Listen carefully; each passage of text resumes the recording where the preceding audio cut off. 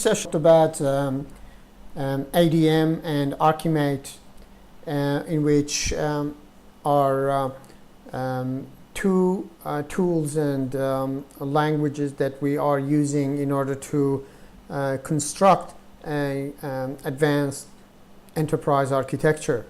ADM as a development language or a modeling language for TOGAF is used to tell us how to model an enterprise architecture, and ArchiMate is a development tool that is suitable for use and create all the artifacts that we need for an enterprise architecture.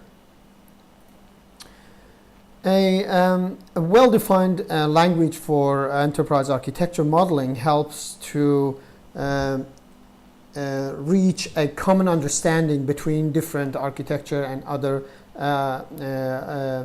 stakeholders in an enterprise. It allows for integration of architectural models and detailed design within specific domains, which is a prerequisite for the integration of domain-specific model tools. In this way, enterprise architecture models may serve as a starting point for model-driven system development. They also provide the basis for visualization and analysis of architecture. To illustrate the use of our enterprise development model or method, ADM, and our modeling tool called ArchiMate, we introduced a fictional story, or although realistic, as an insurance company called ArchiSurance. And we will be following the storyline of this business in order to do specific simple modelings to illustrate how the enterprise architecture is actually built. Let's say ArchiSurance management is now wrestling with some, intrinsically integrating these three other businesses into its own business, and has decided to take an enterprise architecture approach to create more insight into the complexity of this merger. To provide a high-level overview of ArchiSurance primary operations, the company is described in terms of its own main business functions. Here we list the business functions that this business is using. It's about maintaining customer relations and intermediary relations. This business function are responsible for the contacts of ArchiSurance with its customer and intermediaries that sell their products. This function handles customer question and incoming claims and performs marketing and sales. Other function is constructing. This function does the back office processing of contracts. It performs risk analysis and ensures legally and financially correct contracts. The other one is claims processing. This function is responsible for processing insurance claims, judging their validity and valuation, and deciding the future course of actions. Fourth business function is the financial handling. This function performs the regular premium collections according to the insurance policies with customers as product by contracting and handlers the payment of insurance claims. And then the fifth function is the asset management. This function manages the functional or financial assets of Archisurance, for example, by investing in stocks and so on.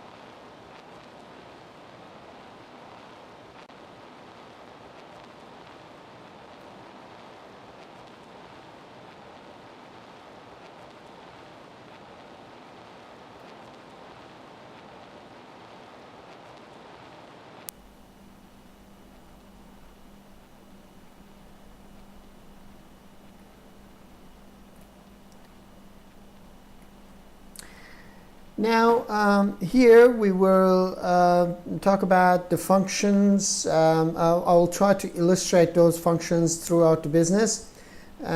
These business functions, accompanied by a flow associated with the claims handling, are very similar for most insurance companies and represent what is most stable about this type of enterprises. As you can see, here is illustrated the two parts into this. One is the insurance company, which is an insurer, and then there are two external entities. One is the customer, the other one is the bank, the customer's bank. As you can see, there are flow of information between the insurance company, which is Archisurance here in this side, with customer, forward and backward, and also there are also communication between the Archisurance and the customer's bank through forward and backwards. Here, usually the information flow between the two parts are of type of claims coming in, and then it's processed here through different processes within the insurance company, and then the same information or the information output goes back to the customer. And then in here, there financial information goes back and forth to the customer's bank. So this is basically a very high level function or business function. This is the main function of the business illustrated through ArchiMate tool. After the merger, integration is in full swing, and the first step in the integration process has been the creation of a unified front office. So after every merger, we wanted to have one office instead of multiple offices with different names. This front office comprises of departments for managing relations with customers on the one hand and intermediaries on the other hand. However, behind this front office there are three separate back office operations, namely home and away. This is a department, was the original pre-merger department by the name of Archisurance itself, that is responsible for home and travel insurance. Okay. The other one is the legal aid. This is an old Legally Yours. It's another company called Legally Yours, responsible for legal aid and liability insurance. And the other one is the car, which this is the department, is a core car insurance department. Was another company that is merged with ArchiSurance. So as you can see there, the three merged companies are still separate at back office, but they are presenting themselves as a unified front office that has a customer relationship and intermediary relationship at the same time. And at the same time, there are some infrastructure and already in place, business functions at the back of the back office that give services to these back office departments.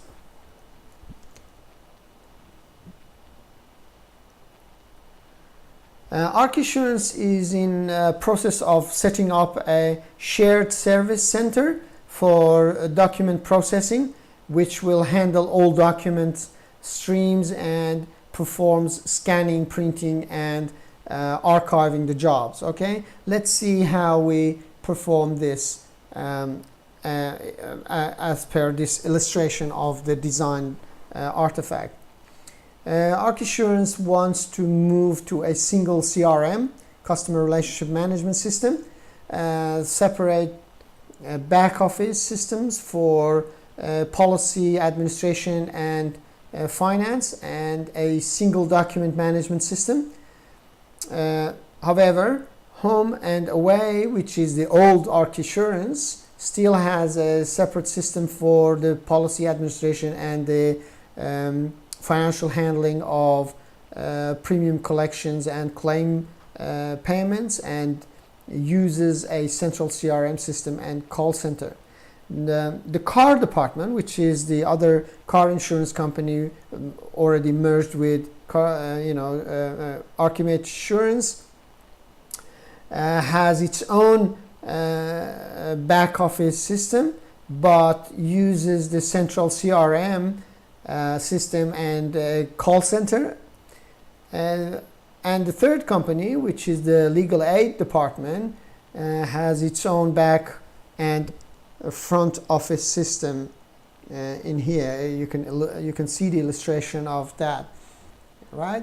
The main thing that we can highlight in this diagram is the communication. First of all is the layering of functionality. So as you can see, there is a layer here and there is another layer here, and then there is a communication between the two architecture layers. All right, so CRM application, this is an application, uses some back office infrastructure and services, and so on, and the other applications. And at the back of that, there's an external entity and as another layer. So there's three layers here, and then these layers are also communicating with the external entity, which is another layer. Here we can see that the relations between these business processes and its supporting IT applications. Okay, so now we want to see, all right, we looked at some processes, a business processes, things that is supposed to be done, and now we wanted to see what applications we can put in place in order to support these business processes. Note that this is only showing these relations for a single business process. Of course, we don't. We just, to avoid complications, we just choose one single process. In general, many different business processes within the back office link the external products and services with the internal systems. This web of relations creates a major problem if we want to create insight into the IT support of this example, for example, ArchiSurance. Yeah.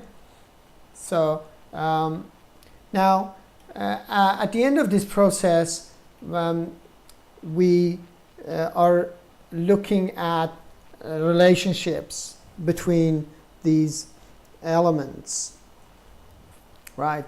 And so as you can see here, we have one business process, okay? So for example, handle claim. And then to handle claim, you have small actions happening through the handle claim process, which is a register, accept, validate, and pay.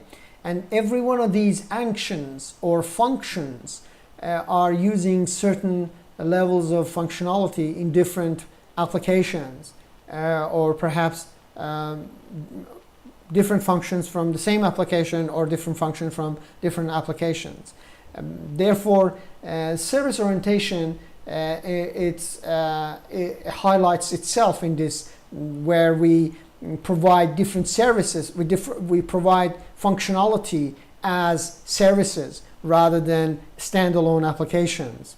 So for example, we are using a scanning service or a customer administration service or claim administration service and so on to provide appropriate functions, to provide services to appropriate functions. All right, so these functions using these business functions are using these services of applications, and in turn these services are linked to infrastructure services in place throughout the enterprise. And as you can see, again, they are illustrated in layers. So this is an ArchiSurance service bus, and then how these functionalities are linked or tied to each other in order to create an appropriate functionality for this process to happen. All right. In summary, I must add that the service orientation plays a central role in the enterprise modeling language that we are using. I presented in this session where the service concept is applicable at several layers in both business services made available to internal or external customers, application services made available to the businesses or the other applications, and infrastructure services made available to applications. So services provide a way to show the alignment between the different modeling layers. By modeling layers, we mean business layer, application layer, and infrastructure layer. These emphasizes on service orientation is but one aspect of the strong focus we put on the relationship between the different domains and aspects of the enterprise. Integrating these is essential for providing the coherent